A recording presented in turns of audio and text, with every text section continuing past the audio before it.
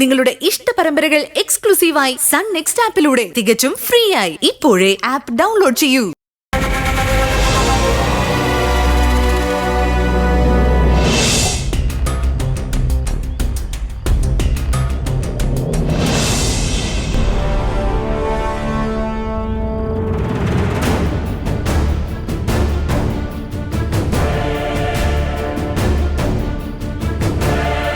നീ കാരണം എല്ലാ പ്രശ്നങ്ങളും ഉണ്ടാവുന്നത്. അന്ന് മര്യാദയ്ക്ക് മാധവന്റെ കാര്യം കൈകാര്യം ചെയ്തിരുന്നെങ്കിൽ ഇന്ന് ഈ പീതാംബരനെ സഹിക്കേണ്ട കാര്യം ഉണ്ടാവില്ലായിരുന്നു.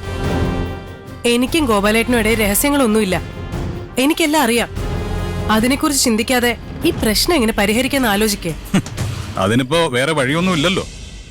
അയാൾക്ക് കൂടുതൽ കാശ് കൊടുക്കേണ്ടി വരും. അല്ലാതെ എന്ത് ചെയ്യാനാ? ഇപ്പൊ കാശ് കൊടുക്കേണ്ടി വരുന്നതല്ല പ്രശ്നം. ജീവിതകാലം മുഴുവൻ അയാൾ ഇങ്ങനെ ചോദിച്ചോണ്ടിരുന്നാലോ? എന്റെ ഊഹ ശരിയാണെങ്കിൽ അയാൾ ഇത് ഒരിക്കലും നിർത്താൻ ഉദ്ദേശിക്കുന്നില്ല. അല്ല, ഡാഡിയാണ് ഇതിന് പിന്നിലെന്ന് പീതാംബരൻ എങ്ങനെ മനസ്സിലായി?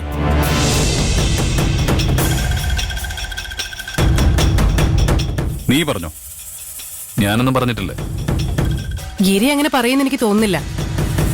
പീതാംബരൻ നല്ല ബുദ്ധിയുള്ള കൂട്ടത്തിലാ. അവനിതൊക്കെ കണക്ക് കൂട്ടിയെടുക്കാൻ അധിക സമയം വേണ്ടി വരില്ല. പീതാംബരന്റെ ഭീഷണിയെ നമ്മൾ നേരിട്ടേ പറ്റൂ. ഇപ്പോഴേ അയാൾ ഇത്രയും പ്രശ്നം ഉണ്ടാക്കുവാണെങ്കിൽ ഡാഡി നാളെ ഒരു MLA യോ മന്ത്രിയോ ആയിക്കഴിഞ്ഞാൽ അയാൾ എന്തൊക്കെ പ്രശ്നങ്ങൾ ഉണ്ടാക്കും?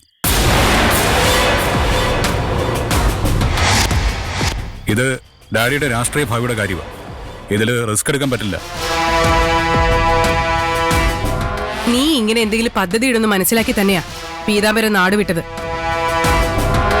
സഞ്ജയ് എന്താ ചെയ്യാൻ പോകുന്നതെന്ന് എനിക്കറിയില്ല.